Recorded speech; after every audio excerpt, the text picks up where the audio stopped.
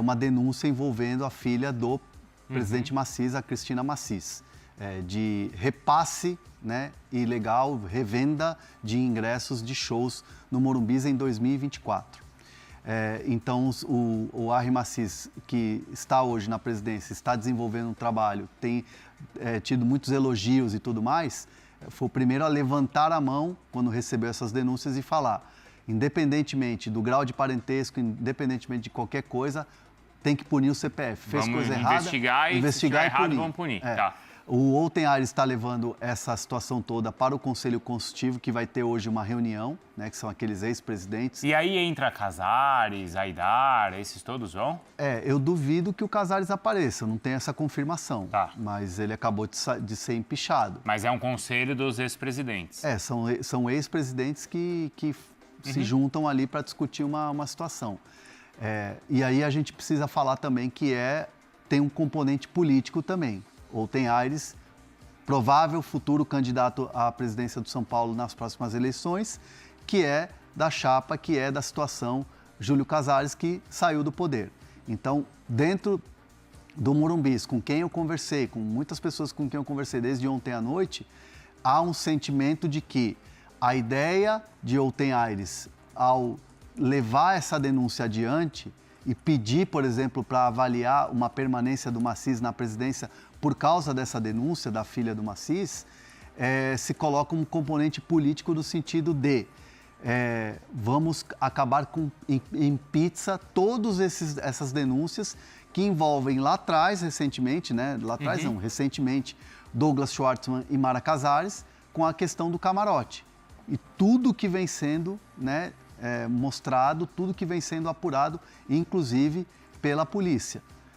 Então, acredita-se muito num movimento para retomada de poder de quem saiu do poder.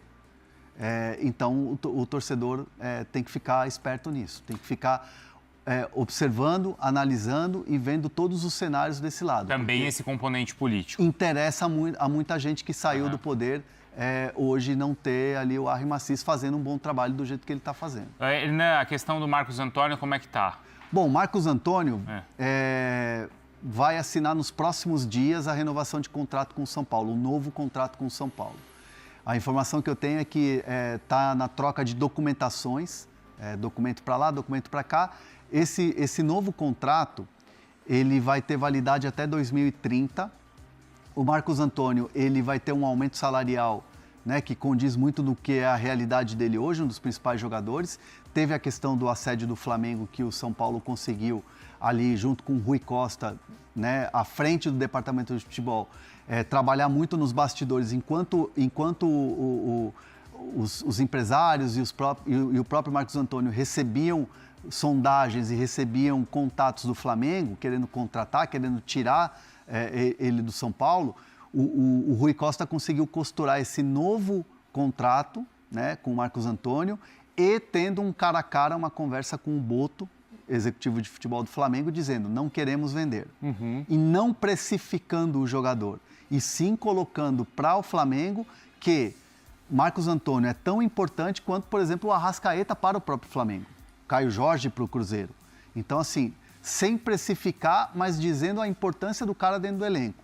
E aí o São Paulo, nesse meio tempo, até para ganhar um tempo para elaborar esse novo contrato que vai ser assinado nos próximos dias, o São Paulo até chegou a ventilar a possibilidade de colocar uma opção ali de compra para o Flamengo, né? Uma situação em que foi muito discutido isso, inclusive na torcida do São Paulo, tá? Era um movimento que o São Paulo queria fazer para afastar o assédio. Mas no final das contas não teve conversa, não teve nenhuma opção de compra ali ou situação de compra para o Flamengo.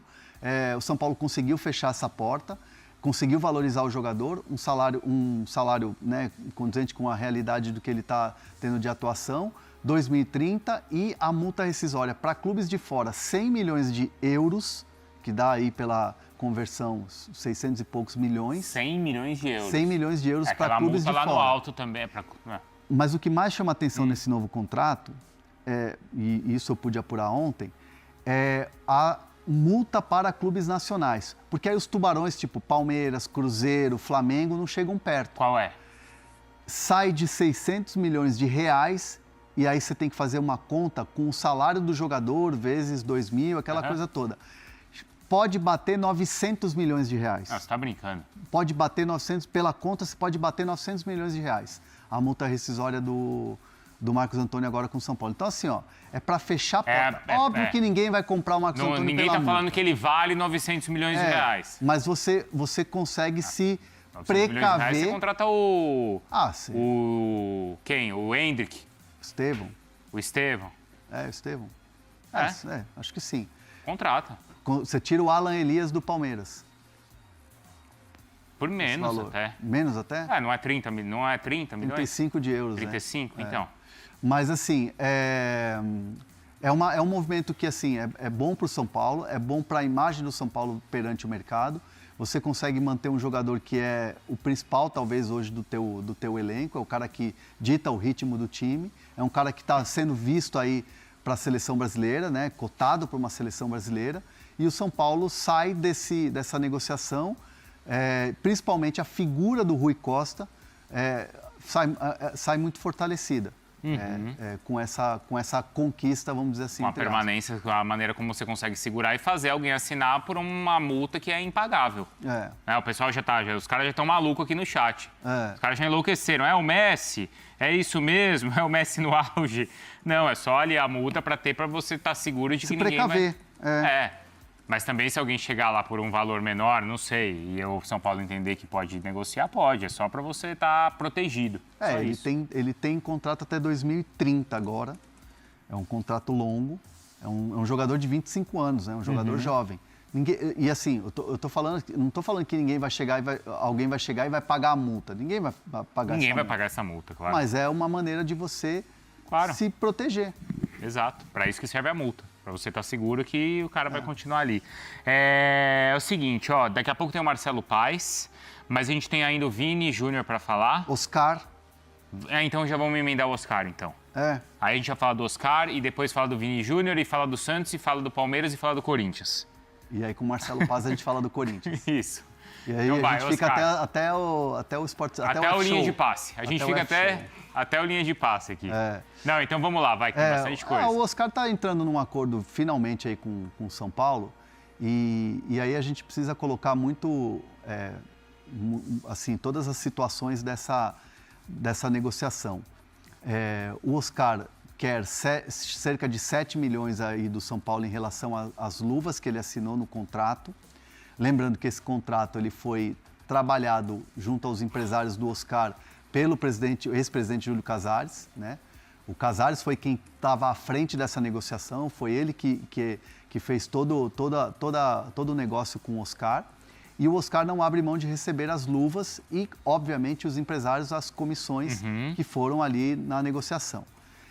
O Oscar ele teria por direito, né? Isso olhando o lado do jogador e apurando do lado do jogador, o Oscar teria por direito nessa negociação pegar o valor todo do contrato, né, que era um contrato de 2 anos, com um salário que, inclusive, a patrocinadora pagava uma parte. O Oscar abre mão, entre aspas, de 53 milhões de reais. O que é abrir mão? Ele deixa de receber o contrato inteiro. Entendi. Só que o São Paulo, em nenhum momento, nessa negociação agora, iria pagar o contrato inteiro. O São Paulo entende que ele teve uma situação que foi força maior, foi uma situação de saúde, por isso ele não está parando de jogar futebol. Então, o São Paulo não vê necessidade de pagar o contrato todo. Essa é a grande discussão. Então, a discussão hoje, ela passa a ser pelos 7 milhões, mais ou menos, de reais referentes a luvas e premiações quando assinou o contrato e não pelo contrato todo. Então, do lado do Oscar abriu mão de 53 milhões de reais. Abriu mão ali de muito dinheiro. Do lado do São Paulo falou assim, a gente vai pagar o que realmente achar que é justo no momento em que o São Paulo teve ele como jogador. E aí você paga os atrasados, você paga as multas, as luvas e tal. Então, o São Paulo está chegando num acordo para poder assinar, enfim, essa rescisão de contrato com o Oscar. É isso, que as partes todas entenderem que é justo, porque acho que provavelmente, se existe essa discussão, é porque não estava previsto ali no contrato. E aí fica advogado de lá e advogado de cá, tentando encontrar a melhor saída. E é uma discussão que não está assim, não está tendo briga, né? Não, mas é justo, é justo. Mas é uma negociação que envolve duas partes e cada um defende o seu lado. Envolve duas partes, envolve muito dinheiro. E aí, claro, cada um vai defender o seu lado mesmo. É isso aí, então, Nação São Paulina, ligada aqui no canal Eterno São Paulo. Eu quero saber aí o que você pensa desta multa que o São Paulo coloca aí para a renovação do Marcos Antônio de 900 milhões. Como foi falado aí pelo André Hernan, é uma multa, né, que o São Paulo coloca nesse valor para poder ficar assegurado, para não chegar aí qualquer proposta com uma multa baixa, né? Se o jogador tiver uma multa baixa, um clube chegar e pagar ali o valor da multa, o São Paulo é obrigado a vender. Então, um valor altíssimo desse, né, 900 milhões, muita grana, né? É óbvio que ninguém nunca vai pagar um valor desse por um jogador assim, né, tão coisa aqui no Brasil.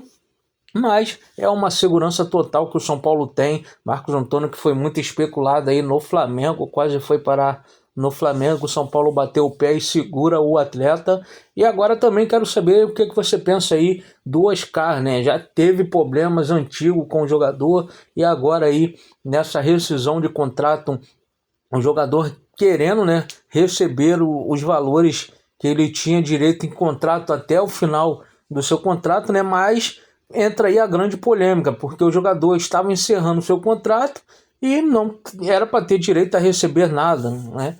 Então agora aí fica nesse entrave o São Paulo chegando aí a um acordo com o atleta para essa rescisão acontecer de uma forma totalmente tranquila. O que você pensa sobre o vídeo? Deixa o like aí, não se esquece de se inscrever no canal, ativa o sininho de notificações também para apoiar a gente aqui. Sempre que postar um vídeo, você ser notificado e assistir aqui com a gente no Eterno São Paulo. Um forte abraço e até mais com mais informações do Tricolor.